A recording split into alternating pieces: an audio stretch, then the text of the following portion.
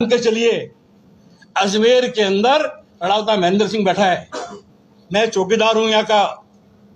मुझे जनता ने वोट दिया है। चाहे मुझे सड़कों पे उतरना पड़ेगा, सड़कों पे उतरेंगे, पर हिंसा नहीं होने देंगे। ऐसे माहौल को अजमेर में जो बिगाड़ने की बात करेंगे तो हम कतई इसको स्वीकार नहीं करेंगे। कांग्रेस जन सड़कों पे उतरेगा, बैकेटिंग करेगा, धरना देगा, जेल भरो आंदोलन भी देगा, पर अजमेर शहर का सांप्रदायिक स्वाद कभी खत्म नहीं होने देगा। और 91 का जो रूल बना हुआ है उसको सुप्रीम कोर्ट लागू करावे। सर्वे से कोई आपत्ति है? हमने मेरी बात सुनो, उसको लागू करावे। ये सर्वे जो हो रहा है गलत हो रहा है ना। क्या कांग्रेस भी इसके अंदर पार्टी बनेगी? बिल्कुल बनेगी पार्टी। अगर इस टाइप का माहौल बिगाड़ने की बात होगी, कांग्रेस पार्टी बने नहीं बने, लड़ावता महेंद्र सिंह व्यक्तिगत रूप से पार्टी बनेगा। मैं निवेदन करना चाहता हूं आपके माध्यम से, इस अजमेर का दुर्भाग्य है कि हमारे ऐसे जनप्रतिनिधि जिन लोगों को गरीब नवाज के ऊपर जिस तरह की बात उठाई जा रही है, जिस तरह की यानी कि दरगाह के ऊपर जो बात उठाई जा रही है उसका खंडन किया जाना चाहिए।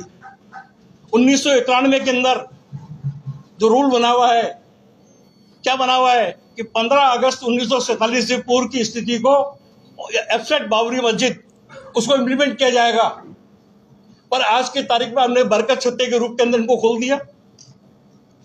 यहां पर इनको यह भी पता नहीं है कि जिस ये दरगाह की बात कर रहे हैं वो दरगाह बाबर से बहुत पहले की निर्मित है।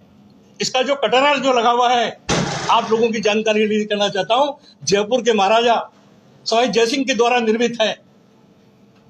यहां पे जो जागीर के जो गांव दिए गए हैं, महाराणा प्रताप जिसका वंशज जगत सिंह जी महाराणा, उनके द्वारा 5 गांव दिए गए।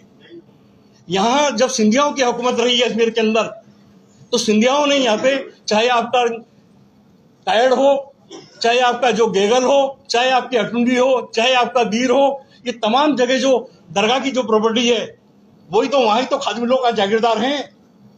ये जमीनें उनको जो डोनेट की गई थी, अगर वहां ऐसा कोई निर्माण होता, ऐसी कोई बात होती, पर मैं निवेदन करना चाहता हूं कि जिस तरह की बात के ऊपर हमारे जनप्रतिनिधि मौन है, उनको बोलना चाहिए था, लड़ना चाहिए था।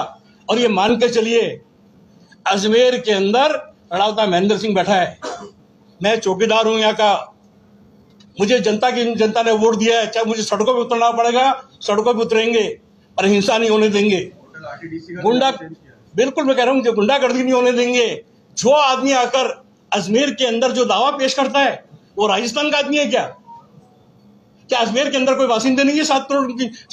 आप कहने की जो 7 लाख की जनसंख्या में 18 लाख जो अजमेर जिले के हैं, उनमें से कोई नहीं बनता है।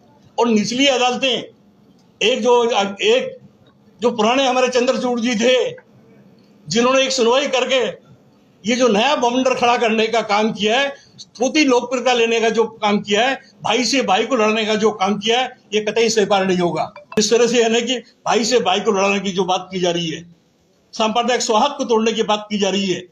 जिस तरह से आज पुष्कर का गुलाब दरगाह में चढ़ता हो, ये परंपरा रही है आपके हमारी।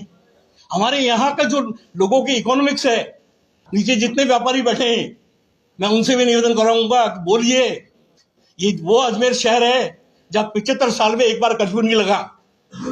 ये वो अजमेर शहर है जो सबको साथ लेकर चलता है। जैसी भ्रांति पैदा करोगे, व्यापार नहीं आएगा, ऑटो वाला मर जाएगा, रिक्शे वाला मर जाएगा, होटल वाला मर जाएगा, रेस्टोरेंट वाला मर जाएगा। हमारी यहाँ की अर्थव्यवस्था डामाडोल हो जाएगी। हमारी अर्थव्यवस्था को मजबूत रखने के लिए, और गरीब नवाज के नाम पर जब बाबर पैदा हुआ है 1536 में, और यहाँ यार तुम जिसको लेके उठा के बात कर रहे हो, अगर वहां होता तो जयपुर का महाराजा अपना कटघरा क्यों लगाता? सिंधिया घराना ऊपर गुम्बद क्यों चढ़ा था? ये आज जो तमाम जो जागीर महाराणा प्रताप के मंसूबों ने जागीर दी है इस जगह के ऊपर, ऐसे माहौल को अजमेर में जो बिगाड़ने की बात करेंगे तो हम कतई इसको स्वीकार नहीं करेंगे। कांग्रेस जन सड़कों पे उतरेगा, बैकेटिंग करेगा, धरना देगा, जेल भरो आंदोलन भी देगा, पर अजमेर शहर का सांप्रदायिक स्वाद कभी खत्म नहीं होने देगा।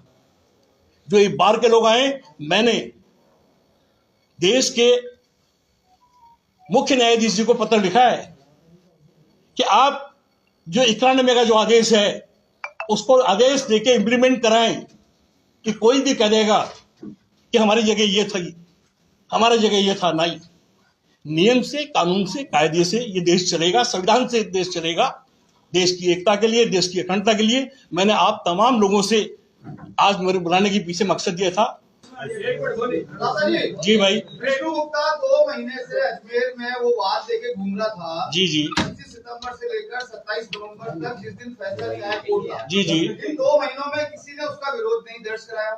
जब उसके वाद पर अदालत ने नोटिस जारी किए, तब ये विवाद क्यों बन रहा है? देखिए, जब ये काम किया उस टाइम में राजस्थान में उपचुनाव चल रहे थे और हम लोग सब आचार संहिता के दरमियान में अंदर थे। अब जब ये मामला उसके बाद सॉर्ट आउट हुआ है तो हमने बात उठाई है और आपके सामने माध्यम से उठाना चाहते हैं कि मीडिया के लोगों से भी प्लीज मेरा आप लोगों से हाथ जोड़ के निवेदन है, इसको जितने वो खाली पॉपुलरिटी के नाम के ऊपर कर रहा है काम। जो आदमी इससे कौन सा दरगाह पहले बनी है, 2.5 दिन का झगड़ा। दरगाह पहले बनी है, दरगाह पहले बनी है। जैनुअल आबेदीन का ये कहना है, जैनुअल आबेदीन का ये कहना है कि मोहम्मद गौरी के साथ में ख्वाजा साहब यहाँ पर आए। उसके बाद में जब पृथ्वी राज चौहान से जब उनका युद्ध हुआ, उसके बाद के अंदर उन्होंने 2.5 दिन का झोपड़ा जो है, उन्होंने जो आपको कहा है, मेरी बात सुनो, अब जो उन्होंने कहा मैं उनकी बात का मैं ये कहता हूँ कि जब मोहम्मद गौरी लगातार जो मैं भी विद्यार्थी हूँ, 1950 के अंदर हरराज शारदा की दूसरी बुक्स भी है, जिस 1950 की 51 की वो बुक्स भी आपको तो मैं उपलब्ध करा दूंगा। उसके अंदर क्या है कि बोले कि ये कोई मैं मेरी क्या भावना लिखता हूँ, मगर यहाँ पे जो ये है, महाराणा प्रताप के वंशज ने 5 गांव यहाँ दिए दरगाह को। जयपुर के महाराजा